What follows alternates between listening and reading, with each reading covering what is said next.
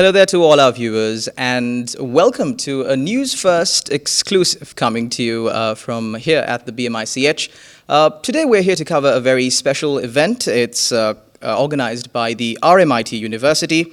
It's about the future of work. And with us today we've got two of the keynote speakers here at this event. Mr. Chamindra Ranasinghe, the Chief Marketing Officer. Also, we've got Professor John Thanagaraja here with us today. Professor John Thanagaraja, his expertise is based in the field of artificial intelligence. Very good evening, gentlemen, and welcome to the show. Thank you. Thank you. So, starting off, Mr. Chamindra Ranasinghe, if you could give us a little bit about what your objectives are through this program organized by the RMIT University, and where exactly do you want to take this program to? Like most universities, RMIT prides itself on sharing our knowledge and experiences with all forms, all walks of life in the context of future students, but also industry and government. And we've done this in Melbourne now and in other parts of the world where we have campuses like Vietnam and partnerships in Singapore and China.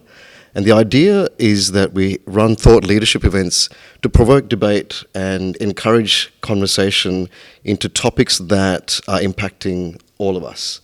And the current series is on the future of work. And the interesting thing is it's impacting not just the Western world, for example, Melbourne.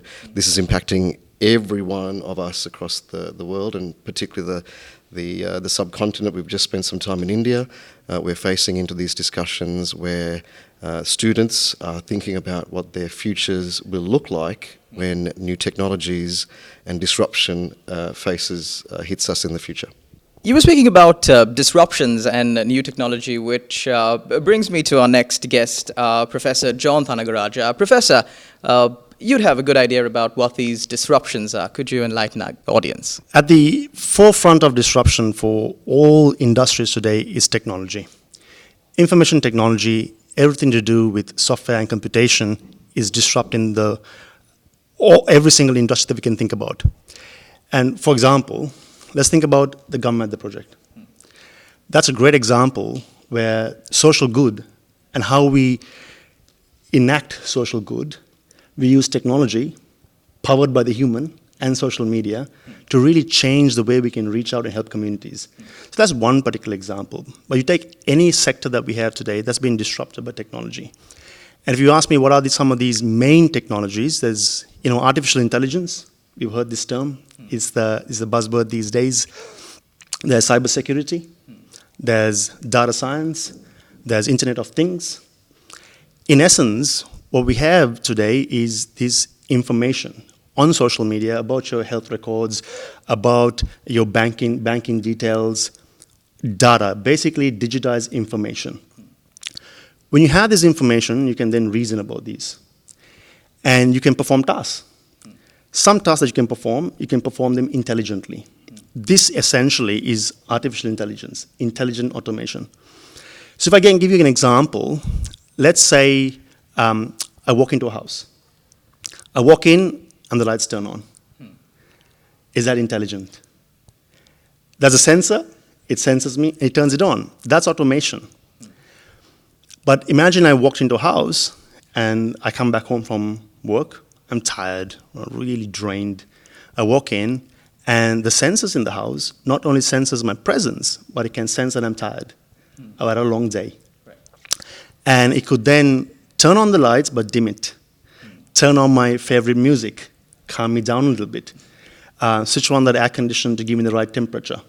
And show some sort of awareness about my situation and adapt. That to me is where artificial intelligence is really powerful. So, Professor, you spoke to us about the pros of artificial intelligence, of course, but the problem here is that it disrupts the current system, the current way that we are used to work.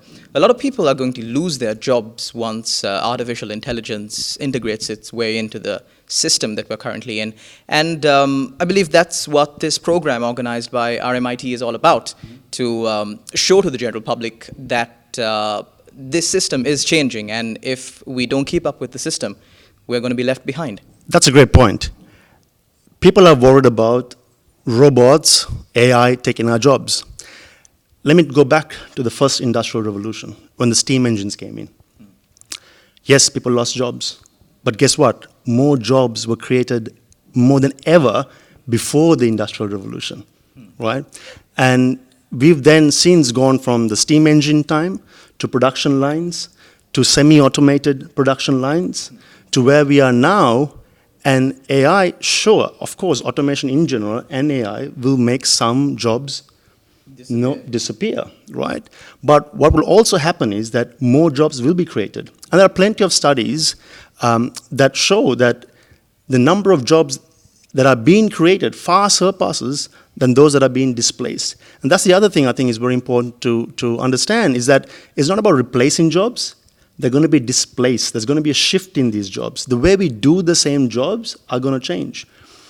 So if you think about the kind of jobs that might get disrupted, the kind of jobs that are purely driven by data, accountants, for example, right?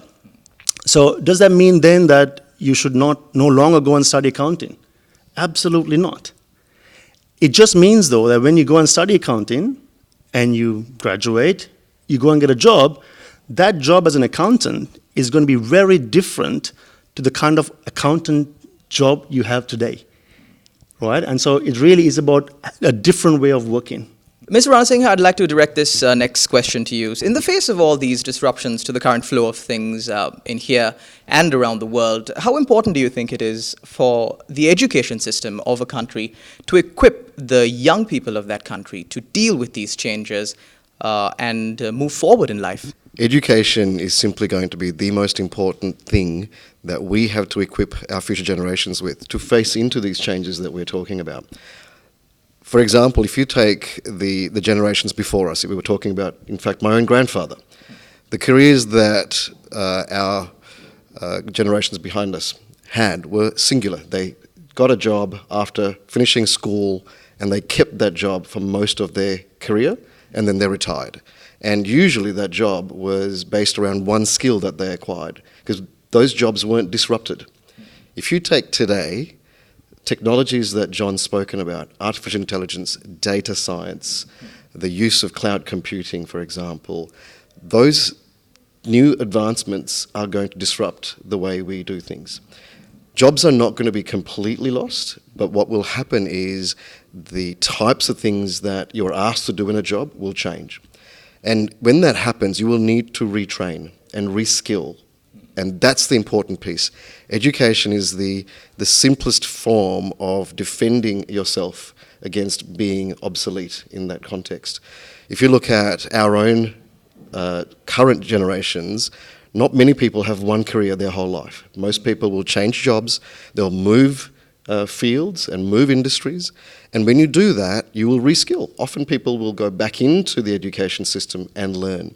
And the important thing that we've got to make sure is that we skill our future generations with the ability to do that, to learn, continually learn. So lifelong learning is a key part of what RMIT, for example, encourages. And the shapes that we've gone from, I described this in the conversations that we have, we've gone from an I shape to what we're now calling, for example, Google call their perfect recruit is a pie shape, which means there are two key skills plus a breadth of other softer skills like emotional intelligence, resilience, the ability to think creatively. Those are equally important to the technical skills you acquire. Now, in the future, you will need to have many more of those technical skills and many more softer skills to deal with the disruptions that they're going to face with.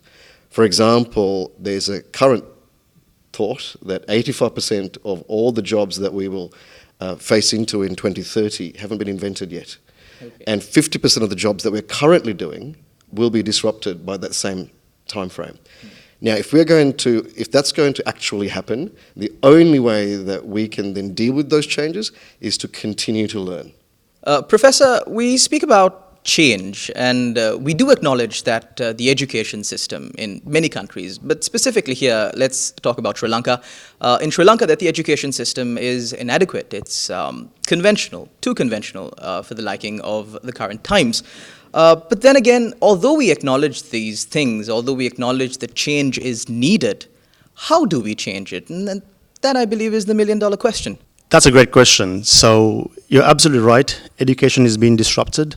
And you're also right. The way we've done it so far, it's been of a really good high standard. I mean, Chaminda and I both went through this system, and it was good. And you're quite right. For the times that it was very good. Times have changed now.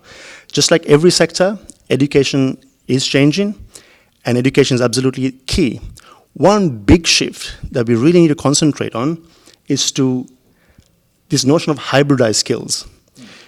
The way our system is geared to it is about technical skills. From a very young age, it's about literacy, numeracy, and then specific technical skills.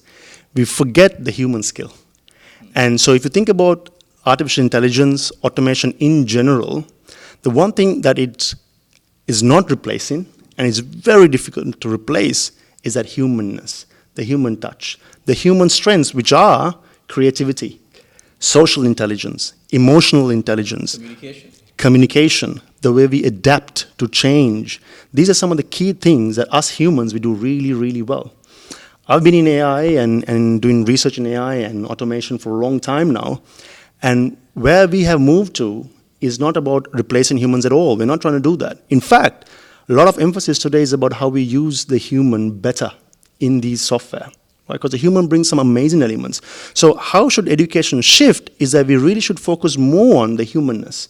So from a very young age, things like creativity, teamwork, communication, as you quite correctly said, we've got to embed that into the curriculum, together with the technical skills. So what we call these days hybridized skills. And if you look at the job markets today and the trends that we are going towards, and more so, is the need for hybridized skills with the human in it. Speaking about these hybridized skills, Professor, I believe some of the most advanced and most successful education systems in the world, for example, in South Korea, are these systems that have incorporated and are working towards progressing the human aspect of this. So according to what you say, according to what I gathered from what you said, was the fact that artificial intelligence, all these new developments in technology, they're not really replacing human beings, but actually the technical skills that we have. That's all that they're replacing, which makes human skills even more important. That's a great point in terms of AI and automation. If you talk about AI, though, what's the first thing that comes to your mind? Terminator. Exactly. Terminator, Skynet, and robots taking over the world, right? But let's think about it for a second, and let's look at the world today. I'll tell you, before we worry about robots destroying humanity and the world, let's have a look at ourselves. I think the humans themselves are doing a really good job at it. So really the challenge here is how do we use technology to even overcome some of the challenges that we face as humans? Some of the problems that we've created ourselves. Absolutely. We destroyed the environment. We have destroyed the environment, and we are continuing to destroy the environment. Poverty, the gap between those that have and have-nots. But really, if we plan well and structure ourselves better, educate ourselves better, we can head towards a world with technology, because you can't hide from it now. Technology is here. We've got to embrace technology. So we've got to learn how to embrace technology and put it to good use. So, Professor John, you were speaking about the education system and how we here in Sri Lanka and across the world should embrace technology, we should embrace change. And I think we've already established the fact that we need to change the education system in Sri Lanka. That is one thing that we all acknowledge. But like I asked you before, Professor, regarding how do we exactly do it, you said we need to embrace the human aspect of things instead of focusing mainly on the technical aspect. But I'd like to direct this next question to Mr. Ranasinghe. How do we incorporate this into the current education system? How do we transition from what we have right now into what would be ideal? As you mentioned, I was very fortunate to go through the education system here in my early stages. I went to a school which valued more than just what you learnt from the books. We played sport, we took part in many extracurricular activities, and I think we need to embrace the positive things of our education system. We're fortunate in this country where we value more than simply the theory. Now, having said that, I spent the second half of my education overseas, again quite fortunate to learn in a different education system where that was further improved or enhanced by bringing practical skills into the classroom. So yes, there were the technical skills that you acquired through the theory, but then you applied it straight away, which we struggle with at times simply because of the scale of our own system. So I think to change, it's to take the positives of what we have here and the values that we have in our own system and what we value as Sri Lankans, but also then appreciate the fact that we need to be more practical. We need to partner more with more than the school sector. Schools need to work with industry and with government, both the private sector and the public sector. We need to let these students go out and put into practice what they learn in the classroom. And that's what's going to change, because if they can put into practice the skills that they're learning all the time, when they go out into the market, when they have to then put into the real work, the practice becomes real, they're ready for it. The biggest challenge that most education systems have, not just us, is that the pupil, when they're finished, is not ready to hit the marketplace. So again, making the system, the education that they get, very practical and real and relevant is, I think, the simplest way to change the system. If I may just add to that, what Chaminda just said, the other important aspect is how do we reskill our educators? Because it's all good to say that the education system must change. So the first thing is you need investment. You've got to invest into the education system. It is the key for any nation as a whole world moving forward. It's critical. We've got to invest in it. But investing means not just throwing money at it, right? Because if you really think about it, we're saying, look, let's change the way we educate. Okay, but who's going to do it? How are they going to do it?